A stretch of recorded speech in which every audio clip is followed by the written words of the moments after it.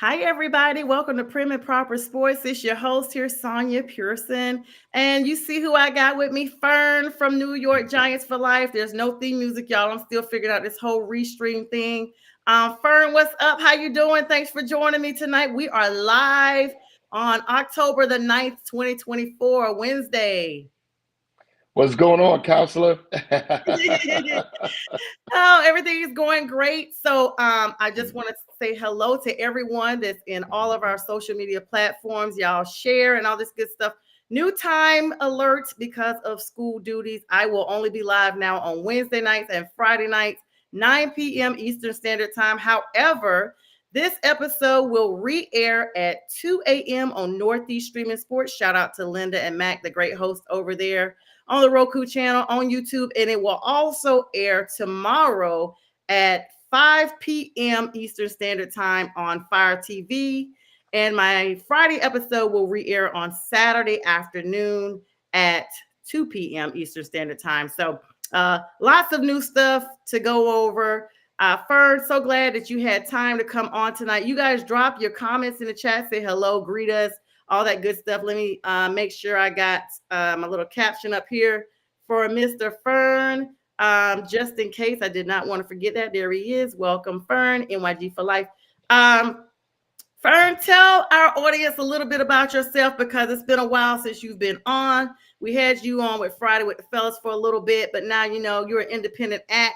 And I want to make sure that our audience knows who you are. And while you're doing that, I'll be sharing to make sure everyone knows we are live. Well, yeah, nothing has changed. I've been on Friday with the fellas, been on with Sonya before that. Diehard Giants fan, diehard Ohio State fan. We're going to talk a lot of football today. Yes. I enjoy it. Both teams are doing fairly good, especially with the Giants not predicted to do well. They had a really good outing this Sunday. Just a big football fan, big sports. It's an honor to be on the show. I'm always glad to have you on for, you have an open invitation to come on anytime. And hello to Yoli. She's coming on. I have to chat with them in the online because I haven't figured out Restream yet. I'm going to perfect it, but we got a few viewers coming on. I see the numbers going up there. Fern, we got a matchup coming up in a couple of weeks. But for right now, let's do a small recap. So my Wednesday show will be a preview of the Thursday game coming up and a slight recap because by Wednesday, y'all already heard it, from Sunday, Monday, and all that good stuff. And then my Friday show will be a preview of Sunday's games coming up. Fern, what was your biggest surprise in the last few games we saw from Monday Night Football and Sunday? There was quite a few upsets and nail snatchers, literally snatchers, not just biters. Close games and some winners that we didn't see, right, Fern? It was a ton, and I'll start off with my squad, New York Football Giants. We went into Seattle at Lumen's Field without our running back Singletary, without Malik Neighbors, our number one receiver, and we got the W off a blocked field goal from Isaiah Simmons. I tell you what, this team is proving to me day after day that resiliency counts. I was proud to see that. Hopefully, we could continue that on down the line. I know we're talking NFL, but sheesh, what about college football? We talk about upsets. Alabama getting upsetted by Vanderbilt. Vanderbilt. After coming off that big game against Georgia, that was crazy. And that's what I was like, really? Like, I don't know how Georgia should feel after that. Should they feel like, oh, wow, Vandy beat this team, and that means we're not as good as we thought we were? And I'm going to be honest, that rivalry is so deep, but I thought it would be a difference without Nick Saban. By the way, shout out, you see, I got my blue nails for the Giants tonight, bro. Just got these. Salute to you, counselor. For you tonight. They look real bad, let's be honest. No, I mean, that was such a big upset. Like, those guys have got to be feeling like over the moon happy with that upset, right, Fern? I mean, yeah, Alabama let the ball slip. They came off a high of beating Georgia, which that could have really ended in shambles. Going up 28-0 on those guys and then letting Georgia sneak right back in the game. Recognize those numbers, 28. Man, 20. Oh, boy. That seems to be a Georgia thing. Our boy Kevo, I hope he ain't watching. I know he at work today, so I hope he ain't watching. Yes, yes. Me and him just got off the phone going back and forth about his Falcons. But Oh, honey, we'll but talk to them in a minute. We have a we'll talk to him in a small, minute. small segment for them because we ain't got much for them. Let's be clear. I gotta respect it. Yeah, I mean, they let the ball slip. They came off a high against Georgia, went into Vanderbilt thinking it was going to be a sure thing. Nothing is assured, especially when it comes to football. Any given Saturday, Sunday, or Friday, you can get beat Thursday or Monday. And Vanderbilt showed them that they took advantage of their weakness, of their fatigue, of their complacency. They took advantage of all of those things, and that goes to show every athlete out there. Doesn't matter who you are. There's a saying that goes, "It's not the size of the dog; it's the size of the bite." Shout out to my Ooh. nephew dog Lawson. Yes, and Neff Dog is here, and he wants to stand up and say hi to everybody. He's wearing his Nephew dog. yellow in a rare moment. Really wanted Patrick Mahomes and company to be defeated. He's like, "Mom, I'm out of here." You see how he jumped down? He's like, I don't rep no Saints. I don't rep them. This is just temporary because my mom wanted, Kansas He's a to Panthers lose. fan. But there really is no beating Patrick Mahomes. Two undefeated teams remain, one in the AFC, one in the NFC. The Minnesota Vikings, Sam Darnold, dynamite up there in Minnesota, and Patrick Mahomes and company, the reigning Super Bowl champs out in Kansas City. Even sans Isaiah Pacheco, they are still getting it done. And I think Rashee Rice as well. They are still getting it done in Kansas. Yeah, I mean, Kansas City was projected to do this, right? When they're going to be there at the end, as they usually are. But Minnesota, we didn't see that coming. I know it's early, but didn't see Minnesota coming. I mean, that first game against us, I thought if we were going to win any game, I circled Minnesota as being one of those games. But they proved me wrong. That team is firing on all cylinders. It's going to be interesting how they would do going down the line in the season. Is still early, right? Very So early. you're looking at Minnesota very early. So, people fail to forget that, but it's very, very early. So I am interested to see how well Minnesota can last throughout the season, health-wise mainly. And, once people start kind of getting a whiff of their play calling and everything that's going on, get some tape on them boys, see what they do in the next 6 to 8 weeks. Yeah, Sam Darnold, he has these ways of looking magical at times. He'll give you about 5 wins, and then he's just am Darnold. Like, I am Darnold, not I just am Darnold. Sam. Yeah, like I am just here, basically. Shout out real quick. I do want to kind of, before I forget, to give this big plug out. Young Wei Koo in that nail biter game against the New Orleans Saints, put them into overtime with a 58-yard. That's a franchise record for Young way out there. Koo put them in overtime, and they got the win. Only 2 points against the New Orleans Saints division matchup.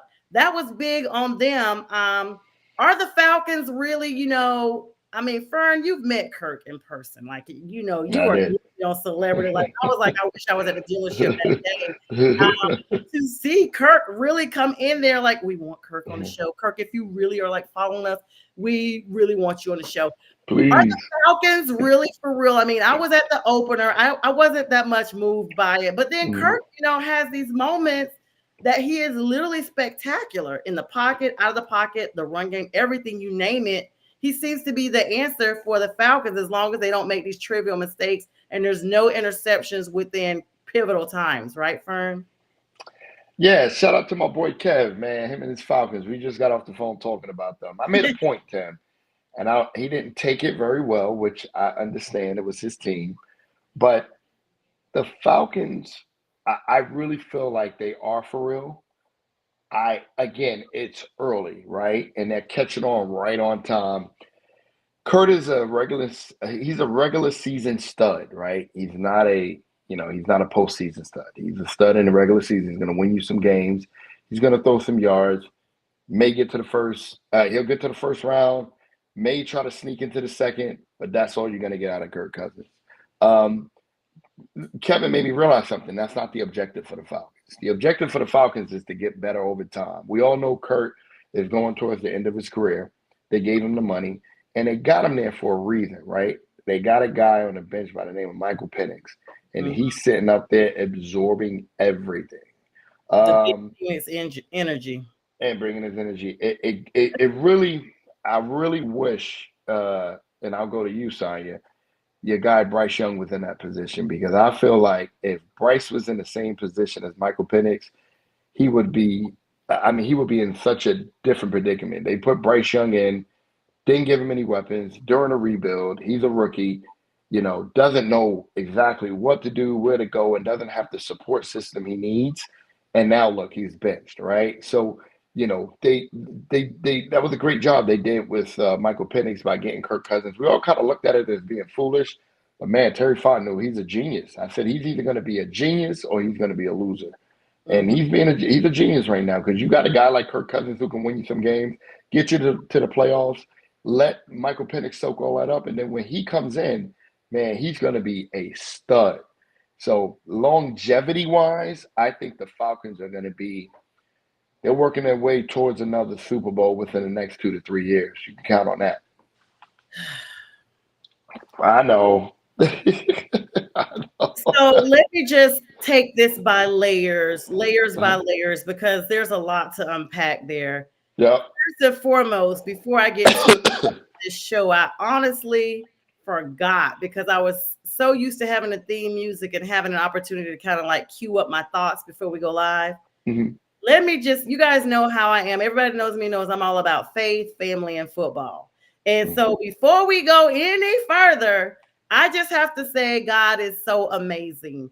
God worked out a situation today that seemed absolutely impossible. For anybody that's in my family inner circle, they absolutely know what I'm speaking about with Yep. law school and things like that. And I just want to give a shout out to the angel, the ram in the bush that he put in place for me, someone I did not even know until today, worked it out, and he will work it out. So I just want to give a shout out to God and just thank him, thank him, thank him. All right. Amen. So I had to do that. Thank you, Fern. See Amen. Fern. So it's family football, Fern. You got Yeah. I like that one.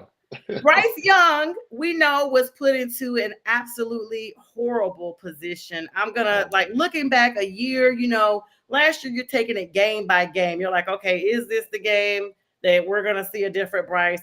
Is this the game that we're not gonna like? It was just like being on a seesaw last year. It was like you don't know who you're gonna get. This guy's running for his life, Yep. literally. It was hinted, and it's probably true that he needs some type of counseling or mentorship that can really help him. But Bryce is tough as nails, literally. He still Yeah. has a positive attitude that goes along with his upbringing and his coaching from his college days.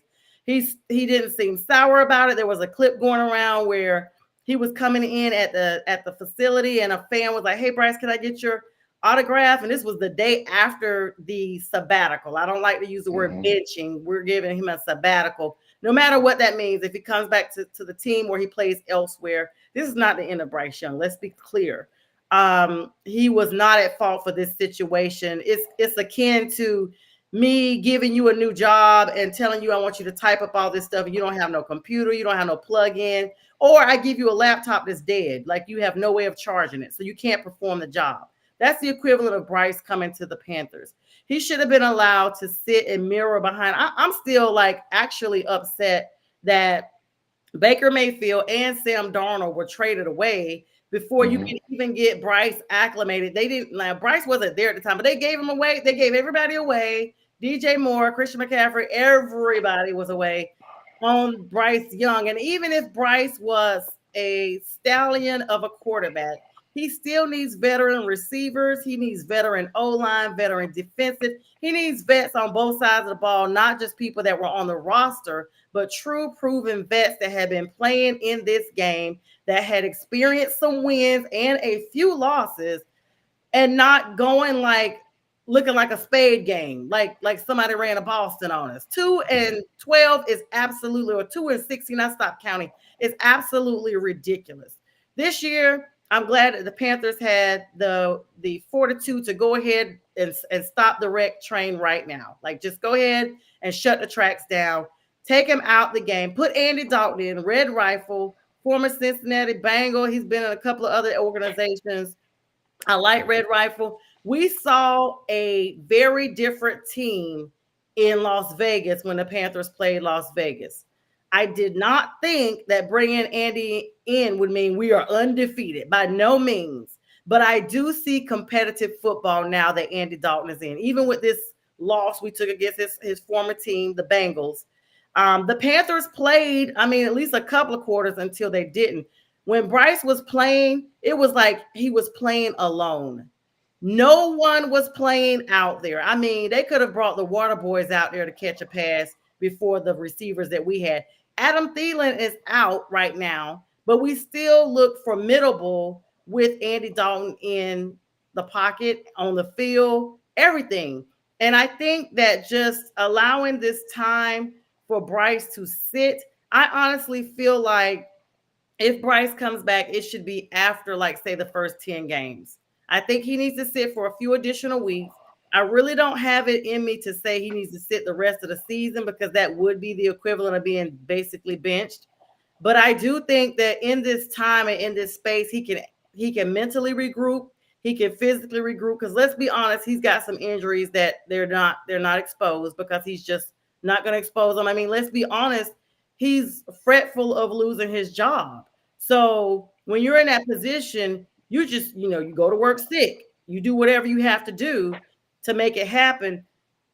It's not an easy schedule that we have. We got y'all coming up real soon. We got divisional rivals coming up. We got to face New Orleans again, who put a molly whopping on us at game one. And really, they shouldn't even be bragging about that. They scored all their points in the first two games. Their 91 is probably done for the next two seasons. Let's be clear, it's the same.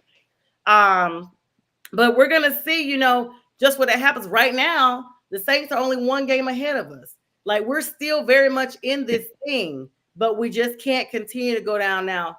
Now, I'm gonna be honest. If we just start this losing path again, then they need to just come in and clean house. And it may start even with ownership. I don't think we're so quick to get rid of coaches every year. We've had as many coaches and quarterbacks in the last 2 years than some franchises have had in a long time. It's true. I'll go back to the Bryce Young situation because it's intriguing. I think it was the Panthers did Bryce Young a favor by sitting him. I know he may not see it, but you know, I'll take that guy any day if I wanted to start an organization. I'll take Bryce Young. Um, the key is to any organization, and I was talking to Kevin about this earlier, is drafting, recruiting, and selling your team to players to try to get them to come. You know, Bryce Young just needs that support. He went from having it all to having barely anything. I mean, a team that's in the rebuilding process, every team has their stints of rebuild, some are longer than others. We are the same way. But you have such a talent and a guy that something that you can't teach, and that's effort. Who's going to give the effort and the attitude. Man, he has the potential to be anything that he wants to be. And that's what organizations look at. So if I'm the Panthers, you know, he's young. I don't know. I would look at maybe giving him an out to go somewhere else and just rebuilding from there. It's going to be tough to rebuild if you're Carolina, but you're going to have to rebuild at some point, and you're going to have to rebuild through the draft. Try to look at free agency, but rebuild through the draft and have the faith that it will get better. It will, but you're going to have to rebuild from the ground up. Get you a bunch of young guys, draft you another quarterback. Get an offensive line, start fresh, start over, and start the rebuild the right way. If Carolina does that within 3 to 5 years, they'll be contenders, but they have to make the right decisions. That I think they gave up a little bit too much to get Bryce Young. But for me, at this point, I can see why. I would bring that guy in any day. Let him sit behind the quarterback that I have. Let him soak up all that teaching and all of that information and learn from that quarterback that we have on the field. And I'm telling you, he'll be a stud. He will be a stud because he has the attitude, he has the talent, He just needs to support, and that's it. I'm a big Bryce Young fan. Yeah, and that's big coming from an Ohio State fan, the Ohio State, which Mm-hmm. is we'll talk about them in a little bit because I know you Mm-hmm. ready to talk about them. Um, Yep. but I mean, I agree about Bryce. I just feel like and I'm gonna be honest, we literally gave up everything. We're still paying Chicago. We got to pay them one more time Yeah. next year, Yep. like to make everything equal. Mm-hmm. And honestly, I still never understood why Christian McCaffrey went to San Francisco. Some little switcheroo they had going on with Chicago, but you see how they're playing now that Christian is down. Poor Christian, Yeah. wishing him the best. He's got like some type of Achilles tendonitis in both legs. Jeez. Both the Panthers and the 49ers have run him figuratively and literally in the ground. I Mm. mean, he's literally everything for both of those organizations, and his body is just finally taking a toll. And we know the shelf life of a running back is not always extensive anyway, because they are No. dependent on so heavily across the board. But back to the situation in Carolina, and not to Mm. make this the Carolina show. And hello, everybody coming on. Please say hello to us. I'm trying to figure out. I see a lot of views coming in. I've shared this a lot. Mm-hmm. So let's see. It looks like the chat is here. Oh, here is the chat. Guys, thank you so much. I'm so sorry for the delay. Let me start putting these chats up. All right. Yoli is saying hello. Hi, Yoli. Guys, I'm just learning how to use Restream, so forgive me about that. And we got J Train commenting tonight. He says, Bryce Young needs his confidence back. And hi, J Train, New Orleans Saints. Talent is unquestionable. However, he is not a prototypical quarterback. The support is not there. So prototypical. That's a pretty big word to use. Fern, what are your thoughts? And hi, Carolyn Panther Reds. How are you? Um, that's a pretty big word. Prototypical quarterback. Is that because of size? Like, what are you specifically meaning, James? You can put the comment back in and I'll put it up when you respond. But I really feel like, I've said that, like, Bryce is not 6 foot anything. Let's be clear.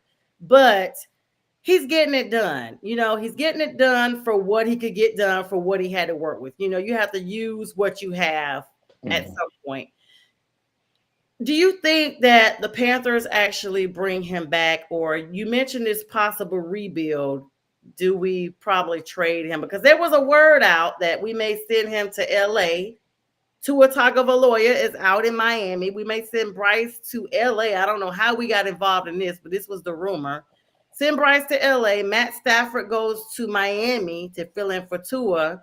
I don't know what LA was supposed to have gotten out of that, but this was just the rumor mill speaking. Yeah, I mean, now it's the Panthers have to sell themselves to Bryce, right? And because Bryce has such a great attitude, I don't think it's too much selling they have to do. Bryce has to. If the choice is not up to him, but it's up to him in a sense, right? So if I'm Bryce, I want to know what direction is this team going in? How can I be of help? You talk about a guy who, my buddy Cyrus Jones, who he played a little bit after him. He was on the show. Get Cyrus back on. Shout out. Yeah, we'll get him back on. I talked to him earlier, and he was so down when Bryce Young got benched.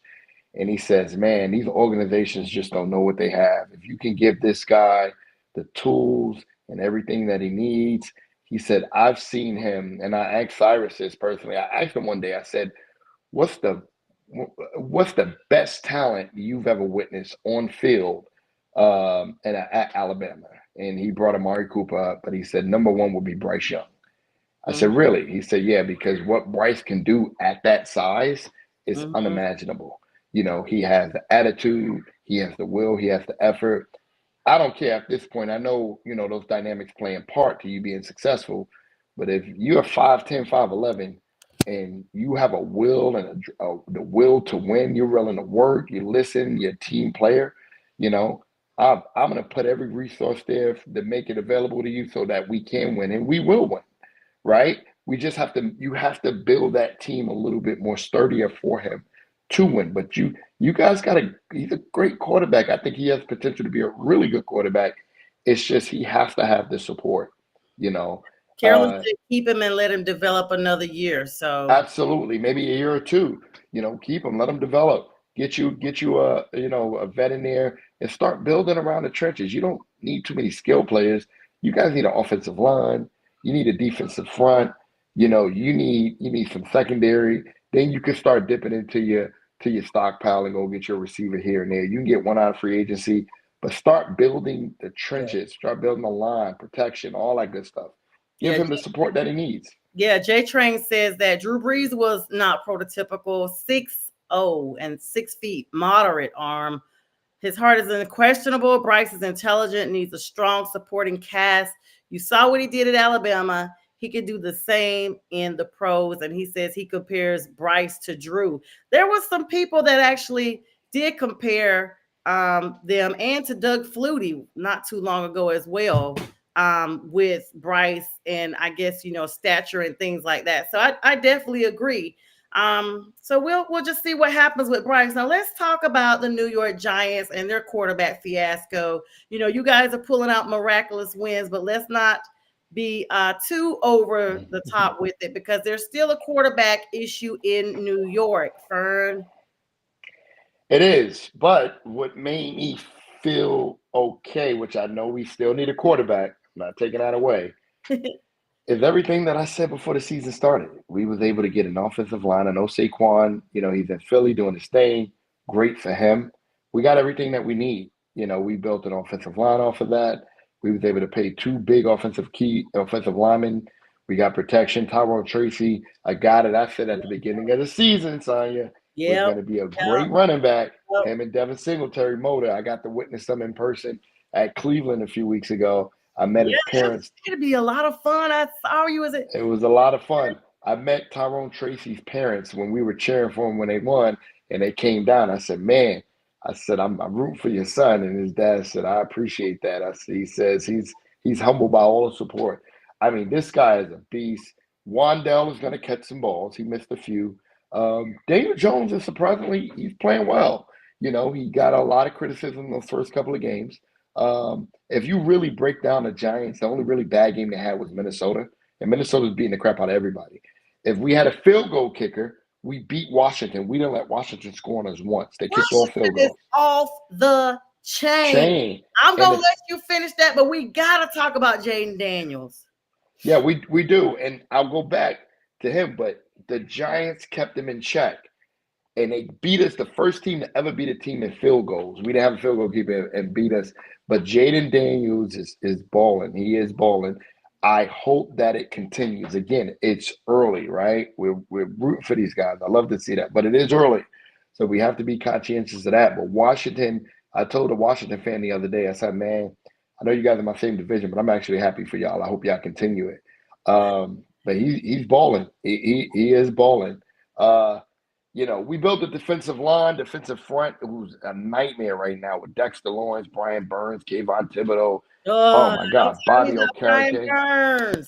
Brian, your guy Brian Burns was a weapon for us, man. It took him a couple games to get rolling, but he's, if we can next year add another guy to that secondary, get us a quarterback.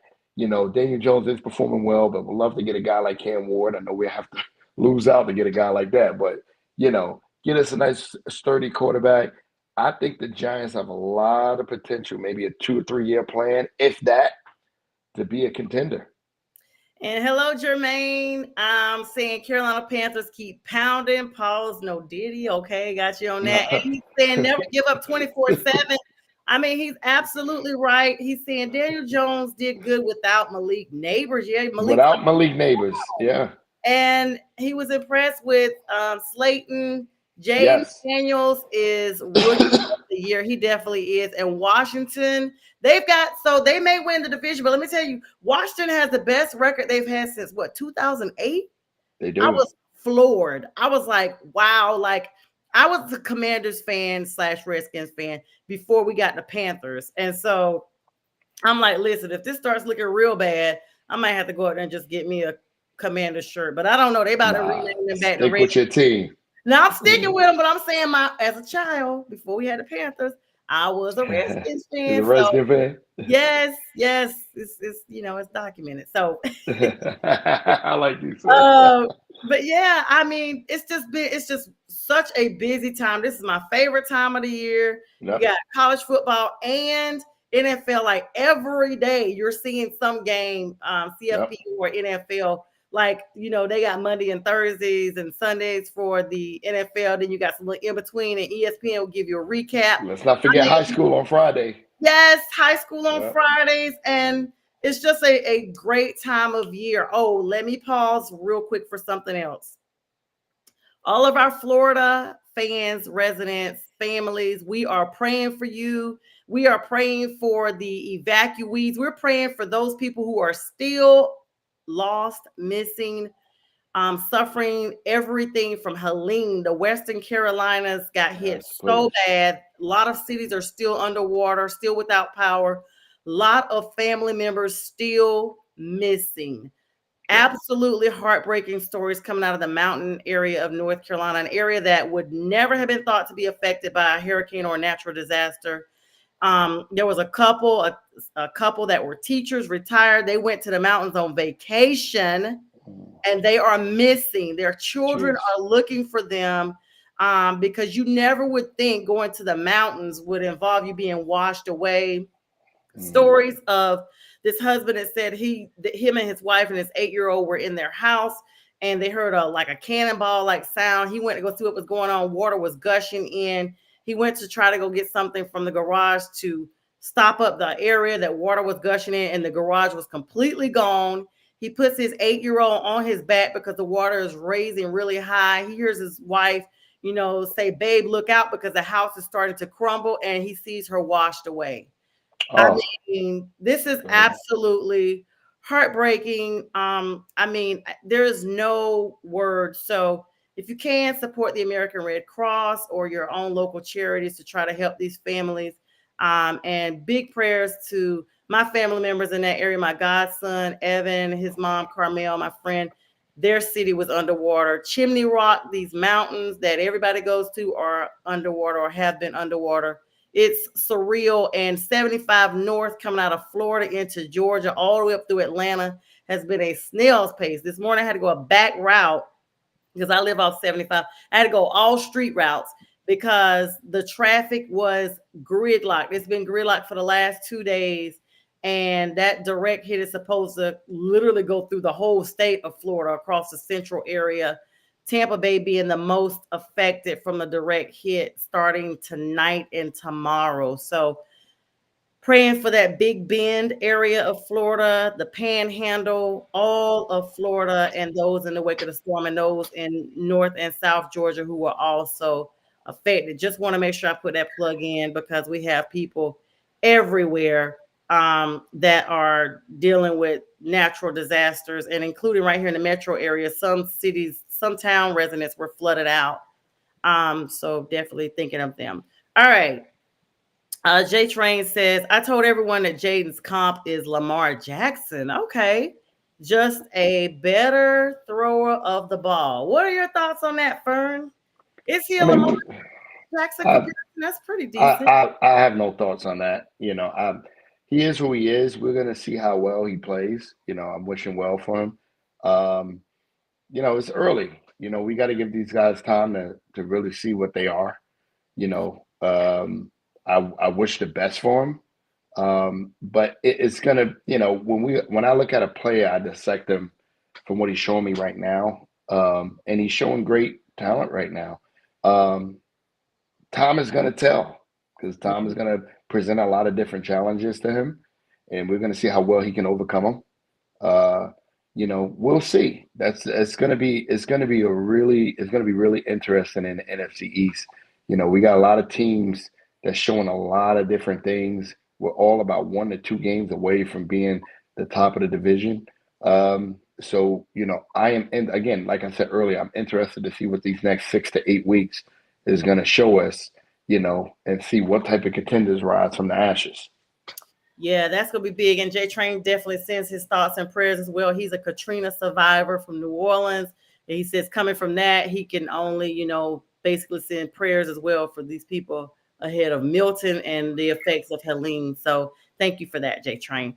Yeah, it's still early, we talk about it still early. And so switching gears a little bit, we're gonna talk about the Ohio State. Is Coach receiving any death threats yet out there? No, not yet. Ryan Day, you got to win this Yeah, game this a weekend. brand You new got day with It's a Ryan Day. brand new day with Ryan Day.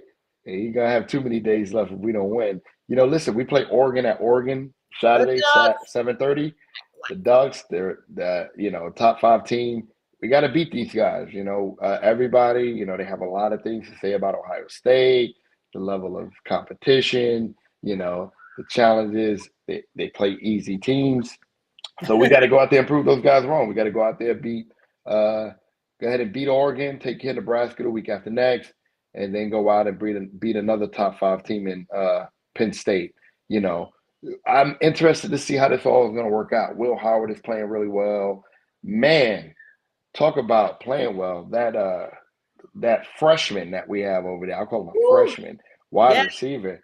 He is a nightmare, brother. I'll tell you. And he's young, just like the kid out of Alabama, 17-year-old kid that is playing out of his mind. I'm That's interested to see. insane that he's literally a kid They're playing kids, like man.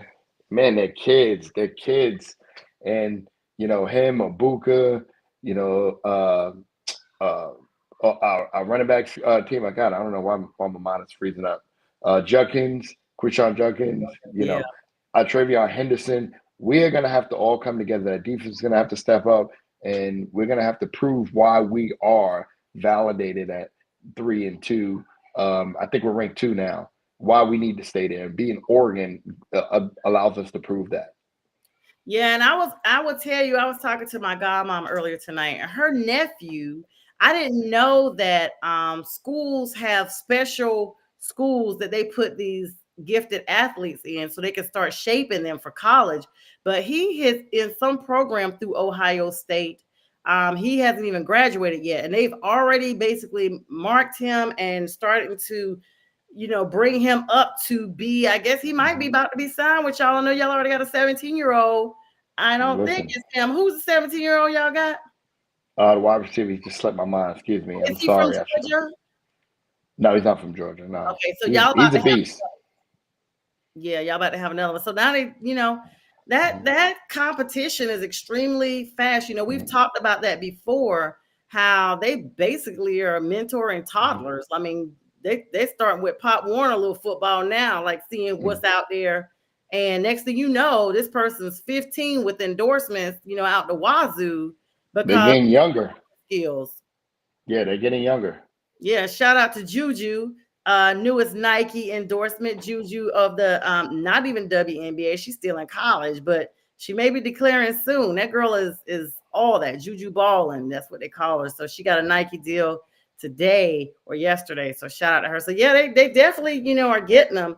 So Oregon is big for being, I remember them as the exposure team. I've seen Oregon play a couple of times prior to last year, and they were just like, okay, they look decent. I saw them play the Bulldogs, the Dogs in Georgia, in Atlanta, for the Chick-fil-A opener a couple of years ago. And they just, they looked okay. I wasn't like, oh, okay, I hadn't thought too much about them.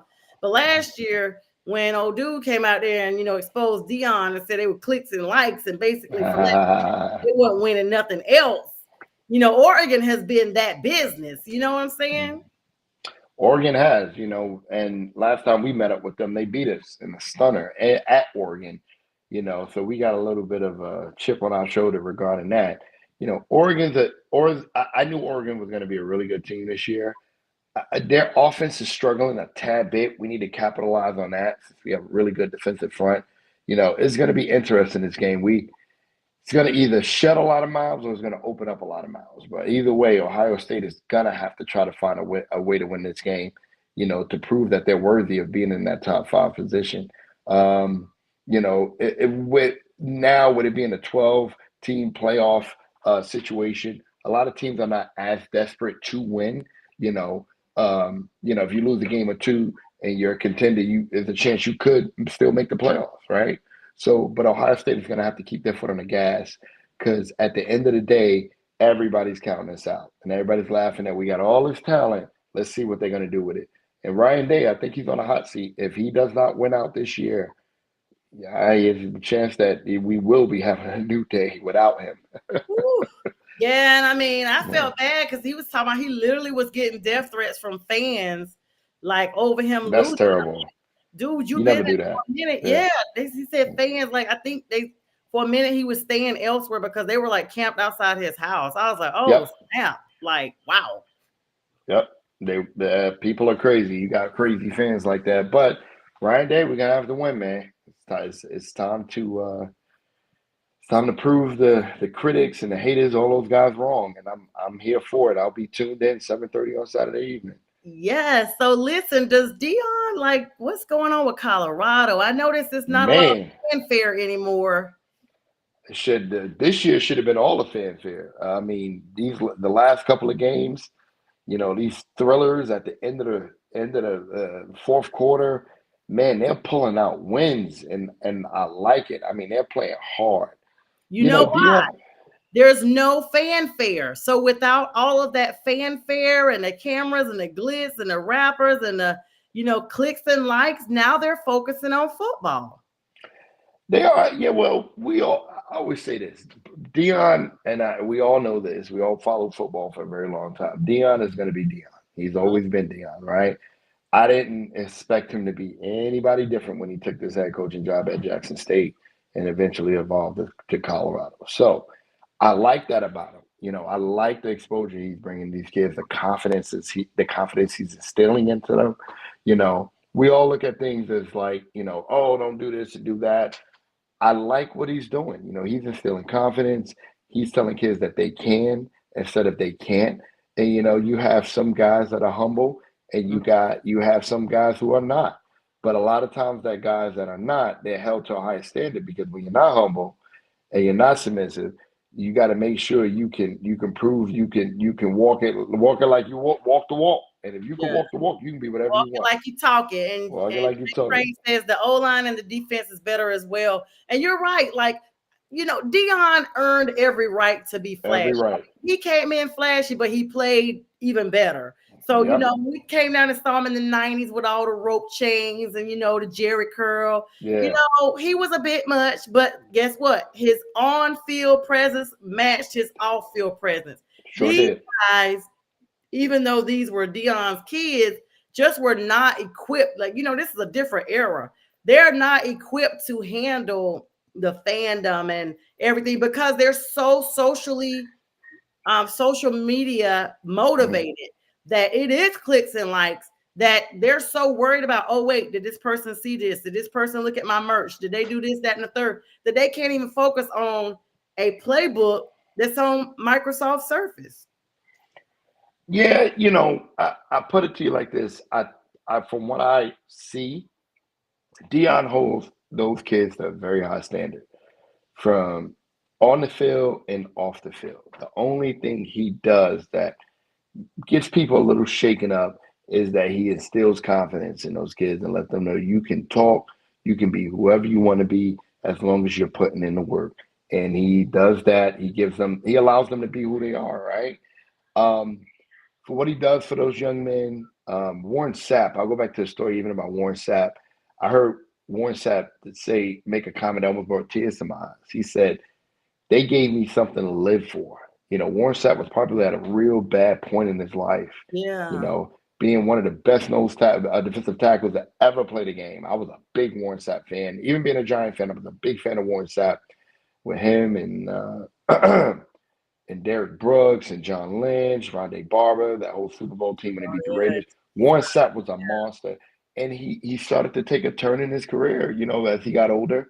Things started to change, People suffer from different mental conditions. He gave Warren Sapp, those kids gave him something to live for. That was, I mean, if that don't shake you up and show you what that prime Dion era is doing, not only for the kids or the children, what he's doing for the coaches, I don't know what will. He's instilling confidence. He's saving lives. He's doing it all. He is just good for football. And if you want to, wear your gold chain, your gold rope, and your gold mic or gold whistle, and you're doing all that, my man, you're good in my books. Yeah, yeah. And I mean, it's just such a different era. A lot of talent now. We didn't talk too much about Georgia. They Yeah. lost Alabama. I mean, they've revamped the entire SEC. They brought over Yep. Texas A&M and the Red Sea Texas. folks, Yeah. Oklahoma, and Yeah. now it's just like, okay, are you doing honorable mentions in the playoffs? Like, what do you have going? And to that, Jay Train is just like, Dion is who he is. Some people don't like him being himself. He is considered a bragger. Yeah, I mean, I'm like that. I really wholeheartedly feel that way. But in reality, he is very respected by the press. I mean, I follow him on Instagram. He is very respected. And he's confident. He does, put that in there. He's Super Bowl champion, Hall of Famer, winning coach, and positive and uh, model and black father in life, role model.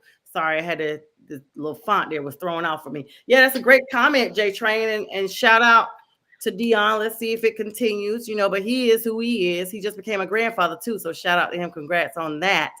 His daughter had DeAndre, I think is her name. She had a baby, so now he's a grandpop, pop.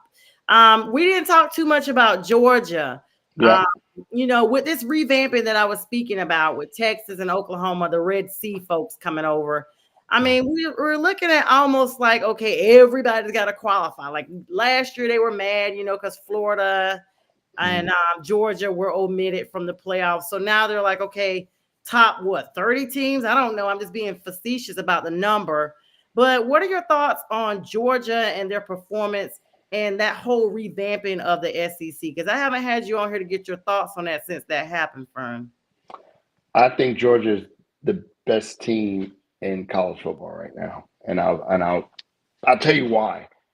Georgia, they have a gauntlet of a schedule this year.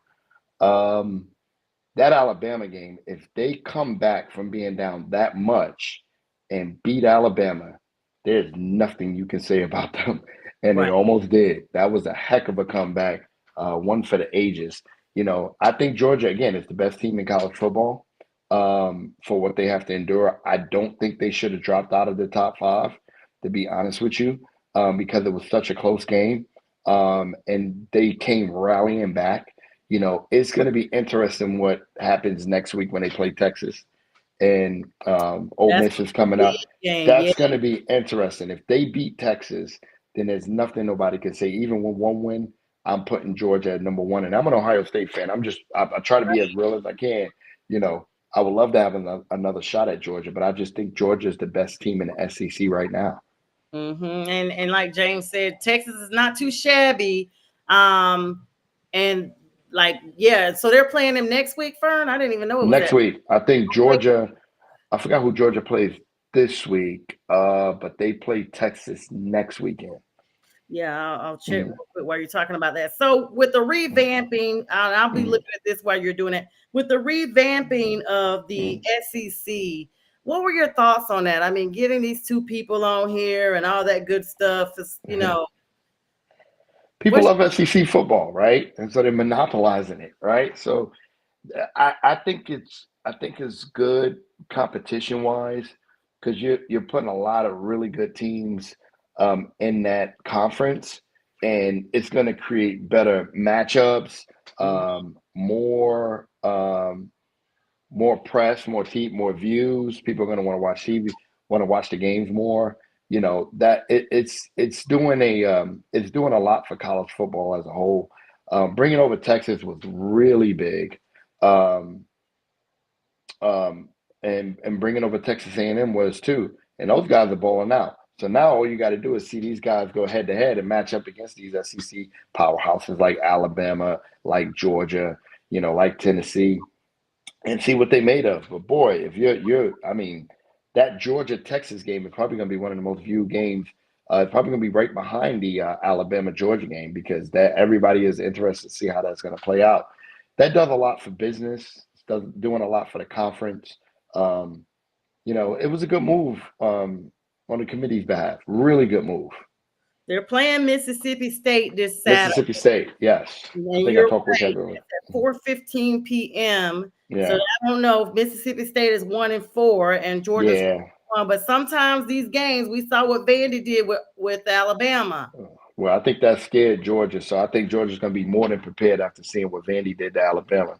So Do you I think think that's what Alabama's they done. playing different without Nick Saban? I mean, pulling off that Georgia win, I mean, it is a rivalry, but hey, I mean, are they really playing any different? There was a lot of people entering the transfer portal when Nick Saban first left. Like, remember it was like super busy. Like a lot of folks was like, I don't even want to commit to Alabama now because Nick's not there. As much as things change, as much as they say the same, no, Georgia, Alabama is still Alabama. I think the only thing they were missing in that Vanderbilt game was the discipline. You know, Saban wants to kill everything, no matter who you are. I don't care if Saban was playing a high school team; he want to beat you. I don't think it would have been as. I don't think they would have been as lax going into Vanderbilt because Nick Saban would have sniffed that out real quick. But playing different in that sense, getting relaxed, yes, but it was an eye opener for them. It was a lesson, a teaching lesson. But I really think Alabama is going to be a problem moving forward because they got a chip on their shoulder. Everybody's doubting them. They're going to be playing lights out. So expect to see a lot of big things from Alabama in the coming weeks. Yeah, that's gonna be big. And it's Yeah. literally like, because you guys know I'm new to the whole college football thing, but I'm telling you, this is my third season actually really following it. Such an amazing time on Saturday to know that college game day kicks off Mm-hmm. like 9 that morning. You got everybody on there, and then they're playing all day, and it takes you on into the NFL on Sundays. Who would you think are your biggest matchups for this Saturday, as well as your biggest matchups, just two games for Sunday coming up? For Sunday, oh man, that's a good question. We're going to pick two college games because I know you Mhm, mentioned a mhm, couple of teams. Just two college games coming up this Saturday that you think are going to be like really a good game, a good thriller, pretty competitive. And then mhm. Sunday's games as well, two NFL teams that you had to pick to see. Those going to probably be the best games for Sunday. Well, Ohio State and Oregon plays. Of course, that's going to be my number one. I think that's game of the Yes. week. um, this may not be a big game, but I'm interested to see what Georgia's going to do with Mississippi State. Even though Mississippi State is down, Hmm. have one win, I'm curious to see their response pending what Alabama did against Vanderbilt. I am very curious to see their response. They're either going to knock Mississippi State out the park, or they're going to kind of buckle to them a little bit, give them a game. Georgia kind of did that to Kentucky. So that would be a game I'm just interested to see what happens. Now NFL, of course, my Giants against the Bengals at home. That's one of my biggest games this week. So One you of think my the biggest Giants games. going to beat them? The Giants going to beat the Bengals? I'm taking the Giants. We riding a high horse right now. Our defense is looking good. I'm not sure if Kayvon Thibodeau is going to be healthy. They said he got a wrist injury, but I think he'll be ready. I don't think it's anything major. May put a glove on him and help make him play. But he's been playing lights out with Brian Burns on that opposite side. I'm interested. I'm taking the Giants for that game. Washington, Washington plays. Is it Baltimore? Is it Baltimore? I think it is Baltimore this Sunday. Let's just Yeah. see. That's going to be a really good game. Yes. If Yes. they are playing the Ravens. They're playing them on Yeah. Sunday. That's Yeah. going to be a good matchup, and it's going to be a good chance for people to see the comparison to Lamar Jackson has been spoken about. We're Yeah. going to It'd be a great game. I would love to, kind of check that game out, see what goes on. Atlanta and Carolina plays. I'll add that as my third game. Just for see how Carolina responded after that loss. They are in a rebuild, but anything can happen. I mean, it's the NFL. You still got 53 grown men against other 53 grown men. So, just for my sis and my boy Kev, I want to see what Carolina and Atlanta do. You know what's crazy? I've been telling myself, okay, October 17th weekend or October 12th, I cannot believe that it's here. I usually go to that game. I know you do. You got I seats. am Yeah. not gonna go this year, and it's just because I have prior obligations. In fact, I'm supposed to be trying to be in Tennessee Sunday, but I don't know Oh. how that's gonna work. Dennis Cockerham and the Trailer Park Country Band that were on a couple of weeks ago, they're doing a big tailgate with the Tennessee Titans and Nissan Oh, Stadium. wow. Chili Pepper Titans as well as Citizens band is going to be out there, and they asked me to come and like perform with them because we're supposed to be working on a remix. So yes, I sing y'all. And they perform. They're going to be performing at the NFL draft as well. So pretty big hitters. I just got to Ooh. fit it in. If I can't get to, so Dennis, if you're watching, because we've been texting about this, my study load is absolutely heavy right now. Like for me to say no is incredibly difficult, but if you've gone through a doctoral program such as law or medicine, you totally get it. You literally have no time. These last 3 weeks have been the most sleep deprived I've had in my whole life. Like even when you lay down at 3 o'clock in the morning, your mind is still ticking. Like, okay, I'll just get back up and work on something else. So I'm supposed to be getting there for that. And I said that because that would be an alternative for me going to Charlotte. But just letting you know, I had already put that out. So Dennis, I may have to meet you in South Dakota or somewhere, and we may have to do this thing virtually, but I'm sure you understand, brother. So if you're watching the replay, I'm sure you'll text me later. But yeah, I really hope that Carolina can pull this off in Charlotte. We're home, and it's time to pluck some feathers. You know, last year we got to over them. One of our wins last year was against Atlanta. We only had 2 wins. One I say was probably donated to us by CJ Stroud and the Texans because they knew it was a game that wouldn't count, and CJ and my friends. But what really happened with Atlanta? So I can't really say that.